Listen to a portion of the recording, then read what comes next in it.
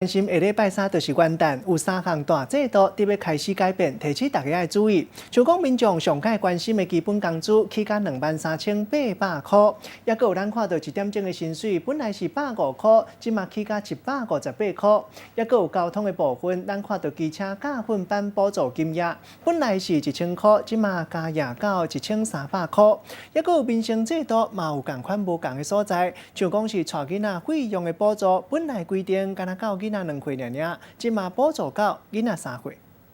一到食饭的时间，小食店都无用试插，头家想要增加人手，对明年1月开始恐惊都要搁加开钱。基本工资确定，伫咧元旦以后下来起，每个月基本的工资对23100块调到23800块，1点钟的薪水按150块提高到158块。新制度都要上路啊，民众的意见无相同。我觉得很好啊，因为台湾基本上都是低薪嘛。所以能够增加大众的一个薪资，是一个很好的现象。物价调涨当然就很不好啦，就是它这几年都一直在慢慢一直在涨，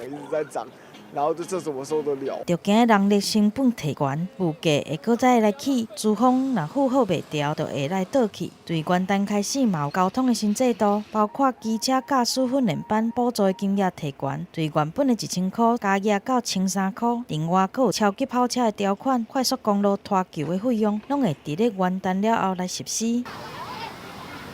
小朋友嘻嘻哈哈，算甲足欢喜的。民生方面嘛有真侪新制度，原本的准公共托育政策，2岁以下的囡仔每个月会当领6000块的补助，2岁以上会有学费的优待。但政策上路以后，城内袂少的家长反映，所以对明年开始6000块的补助会延长到3岁。另外，百货业者袂当提供各种材质的免洗碗池，会伫咧16个县市陆续来实施。2020年就得要来啊，3大类的新政策会来上路，影响到底会到倒位，就看大家是安怎想的。记者综合报道。